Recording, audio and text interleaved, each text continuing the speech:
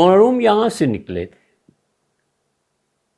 اس شہر سے، اس ملک سے ان کے والد نکلے، اور یہ نکل کر پھر پہنچے ہیں ترکی۔ اس سے مولانا روم رحمۃ اللہ علیہ بنیادی طور پہ وہ ان کا وطن، ان کی جگہ بلخ، تو اپنے وطن کے اعتبار سے مولانا بلخی تھے، اور نسباً مولانا سیدنا ابوبکر رضی اللہ عنہ کی اولاد میں سے تھے، صدیقی تھے۔ یہ جتنے صدیقی اب دنیا میں موجود ہیں، کئی ایک کا نسب نامہ ہم نے دیکھا، وہ مولانا کے ساتھ جا کے ملتے ہیں، بہت اوپر جا کے بھی اور بہت قریب سے بھی۔ تو مولانا روم رحمۃ اللہ علیہ نسباً صدیقی اور ایرانی با ایمانہ کہ فارسی ایران کی ہے، ساری مثنوی اسی فارسی میں، اور اپنے عقیدے کے اعتبار سے مولانا ماتریدی تھے۔ ماتریدی ہونے کا مطلب یہ ہے کہ علم کلام میں جو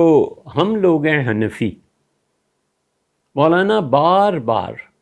مثنوی میں اشاعرہ کے متعلق بھی کچھ کہتے ہیں، وہ آ جائیں گے اشعار،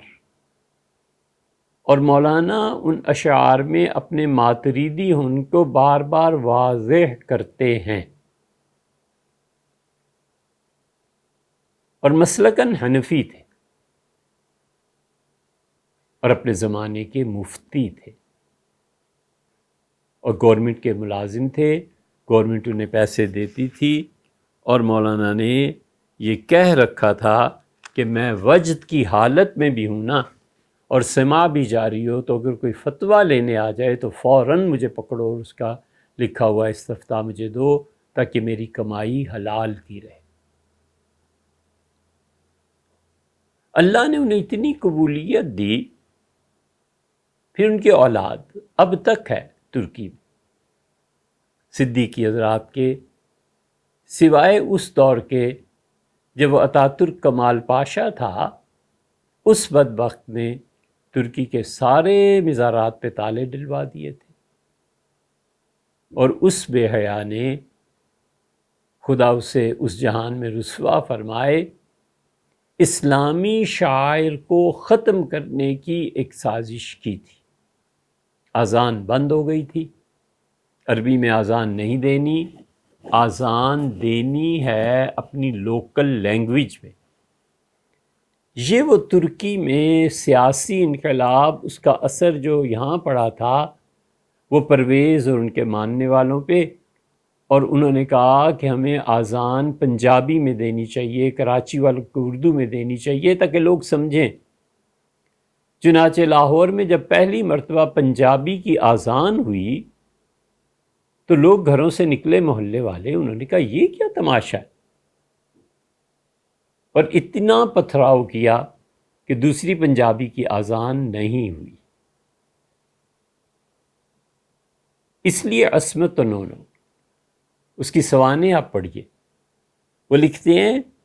کہ اتاترک کمال پاشا کے دور سے لے کے ہم تک ہم نے پوری کوشش کی کہ اسلام کو پتھروں کے نیچے دفن کر دیں، اور میں نے ذرا سا اس کو پتھر کو ہٹایا کہ دیکھوں نیچے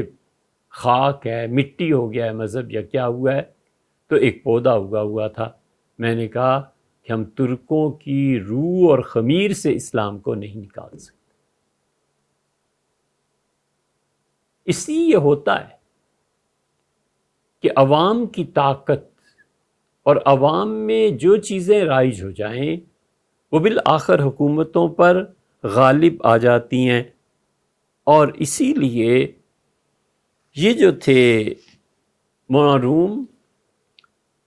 آل سلطان عثمان، آل عثمان جو تھی، یہ جب بھی حکومت کا عہدہ سنبھالتے تھے، ایک امیر کے بعد دوسرا امیر آتا تھا، ایک خلیفہ کے بعد دوسرا خلیفہ آتا تھا، تو ہمیشہ یہ رسم رہی کہ کبھی تو وہ جاتے تھے مولانا روم کے مزار پہ، وہاں دستار بندی ہوتی تھی، اور کبھی حضرت مولا روم رحمۃ اللہ کی اولاد کو وہاں بلایا جاتا تھا سیاسی حالات کے مطابق،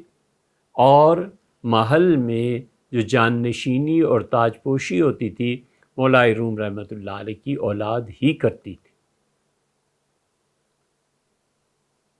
اتاترک کمال پاشا نے انہیں قید کر دیا تھا، اور اس کا خیال یہ تھا کہ وہ مولا روم رحمۃ اللہ علیہ کی ساری مثنوی اور ان چیزوں کو مٹا دے گا اور اسلام کو جڑ سے اکھیڑ دے گا۔ بہت کوششیں کی، جس طرح پاکستان میں اگر آپ کو یاد ہو تو مشرف صاحب نے ایک روحانی کونسل بنا دی تھی، اور کراچی کے گجرات کے چودھری صاحبان وہ اس روحانی کونسل کے سرپرست یا کیا بن گئے تھے، اور بیعت شروع فرما دی تھی ساری چیزوں میں۔ اور اللہ نے